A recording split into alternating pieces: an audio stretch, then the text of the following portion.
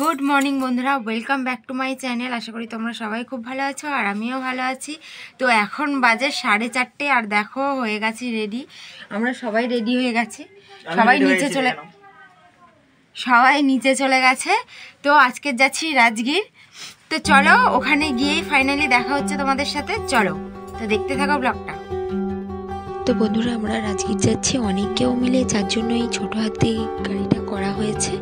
তো ওটাতে করেই যাব। আর এই ঠান্ডার মধ্যে তো যেরকম সেরকমভাবে যাওয়া যাবে না, তার জন্য ওটাকে ভালো করে ঘিরে ওর মধ্যে একটু জায়গা করে বসার জন্য তো ওরকমভাবেই যাওয়া হবে। দেখো, তো সবাই মিলে যাচ্ছি, খুবই মজা হবে। তো দেখো বন্ধুরা, আমরা সবাই বসে পড়েছি একে একে। আর দেখো পুরো ছোটো হাতি গাড়িটা ভর্তি হয়ে গেছে, এতজন মিলে যাচ্ছি। তো আমি রাজগীর যাচ্ছি প্রায় 11-12 বছর পরে। এর আগে আমি আরও 2বার রাজগীর গিয়েছিলাম। তো দেখো, রাজগীর যাওয়ার পথে এই যে রাস্তাগুলো পড়ে এত সুন্দর লাগে, কি বলবো, আমার তো খুবই খুবই খুবই ভালো লাগে। আর এই ভোরের বেলা চারিদিকটা সূর্য উদয় হচ্ছে আর কি, যার জন্য আরও খুবই ভালো লাগছে।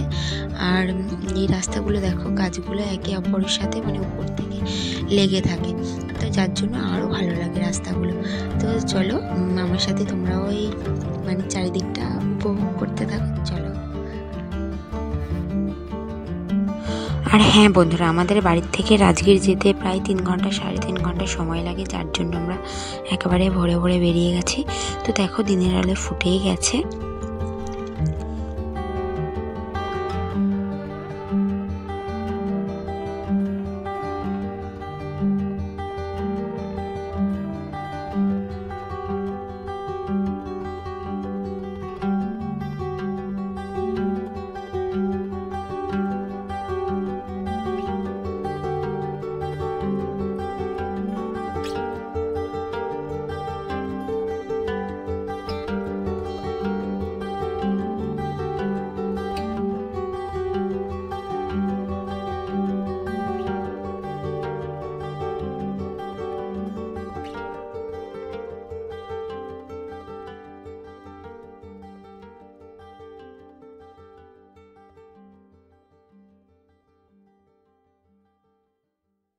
তো পুরো রাস্তাটা আমাদের আনন্দ করতে করতে কেটে গেল। 3 ঘন্টা কীভাবে কেটে গেল বুঝতেই পারলাম না। অবশেষে আমাদের যেখানে আসার কথা সেখানে চলে এসেছি। দেখো, পাহাড়ের দেখা পেয়ে গেছি আমরা। আর যেখানে যাওয়ার কথা হয় সেই জিনিসটা চোখের সামনে এলে না একটা আলাদা আনন্দ হয়। তো চলো, এখন আমরা যাচ্ছি ব্রহ্মকুণ্ড দেখতে, তারপরে যাব রাজগীর পাহাড়ে। তো চলো আমাদের সাথে, তোমরাও চলো।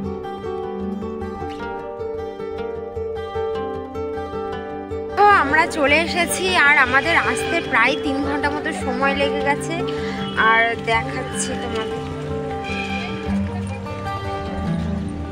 তো দেখো পিছনেই আছে রাজগীর পাহাড় আছে। তো আরো ভালোভাবে দেখাবো, ওই সাইডটাই যাব, তারপরে না ভালোভাবে দেখাতে পারবো। তো চলো, তো তোমরা দেখতে থাকো। চলো।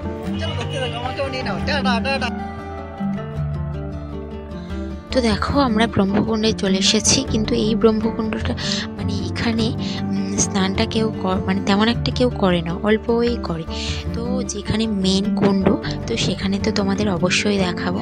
তার সাথে সাথে তোমাদের বলি যে আমাদের বক্রেশ্বরে যেরকম উষ্ণ প্রসবন আছে, এটাইও উষ্ণ প্রসবন, একেবারে গরম জল সারা বছর বেরোতে থাকে। তো এটা নিয়ে অনেক পৌরাণিক কথাও আছে। তো এখানে 52টা ধারা আর 22টা কুণ্ড আছে, যেখান দিয়ে সারা বছরেই গরম জল প্রবাহিত হয়। আর এই জলে স্নান করলে অনেক রকম রোগ ব্যাধি থেকে মানুষ মুক্তি পায়। তো দেখো, এই চারিদিকটা ফাঁকা ফাঁকাই আছে। আমরা যাব মেন কুণ্ডতে, ওখানেই তোমরা দেখতে পাবে যে কত মানুষ আসে স্নান করতে। আর শুধু ইন্ডিয়ার মধ্যে নয়, ইন্ডিয়ার বাইরে থেকেও আসে।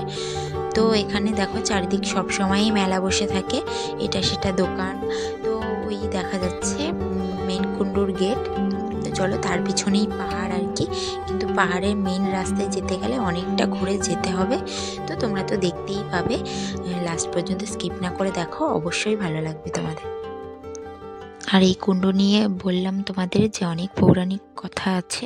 তার মধ্যে একটা কথা হলো ব্রহ্মপুত্র বসু আর কি একটা যজ্ঞের আয়োজন করেছিল, যেটা মাঘ মাসেই আয়োজন করেছিল। আর সেখানে 33 কোটি দেবদেবী নিমন্ত্রিত ছিল।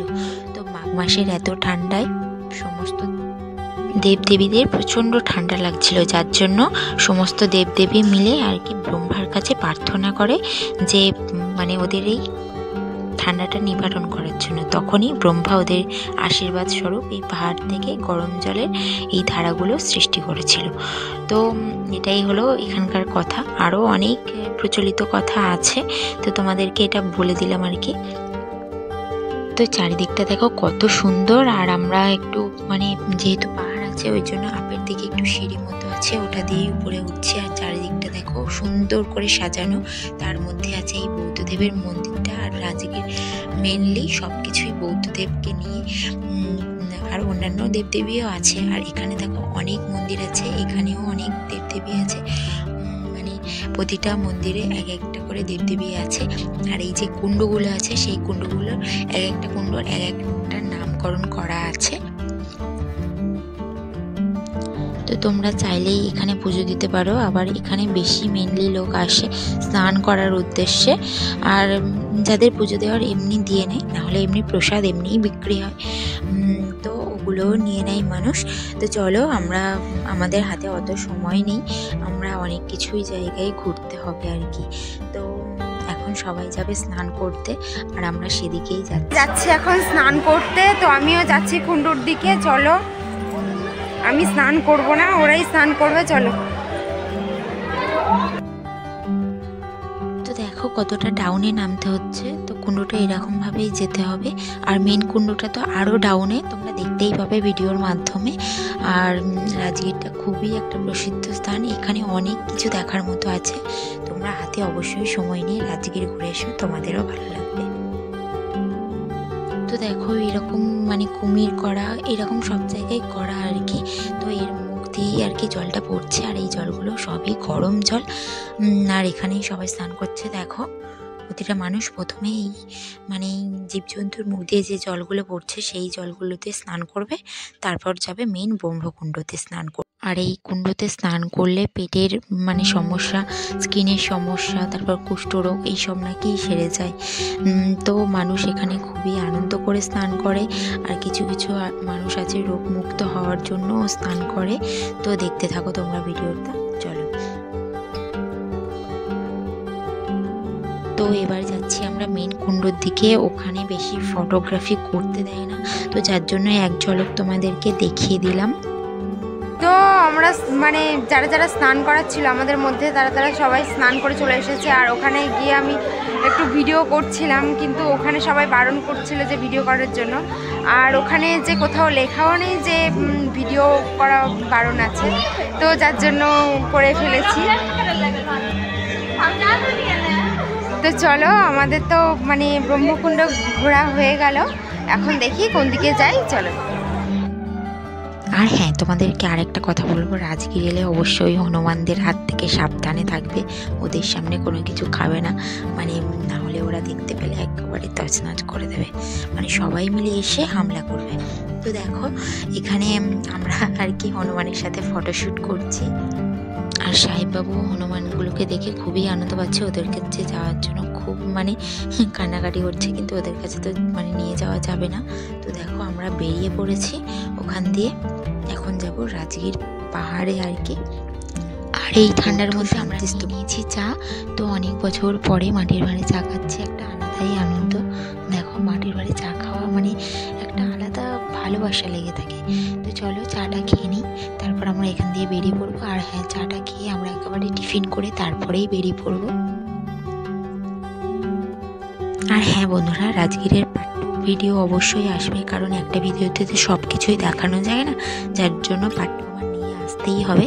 তো দেখো তোমরা এই মানে পার্ট 1টা দেখে নাও, নেক্সট ভিডিওর জন্য অবশ্যই অপেক্ষা করো, কারণ খুব তাড়াতাড়ি আসতে চলেছে ভিডিওটা। আর আমরা বেরিয়ে গেছি, তোমাদেরকে তো বললাম ব্রহ্মকুণ্ড থেকে। আর এখানে অনেক অনেক অনেক ঘোড়ার গাড়ি দাঁড় করানো আছে। তো চলো আমরা টিফিনটা এখন করে নিলাম, চলো। আর হ্যাঁ, এই ভিডিওটা এখানেই শেষ করছি, দেখা হচ্ছে নেক্সট পার্টে। তো চলো, টাটা।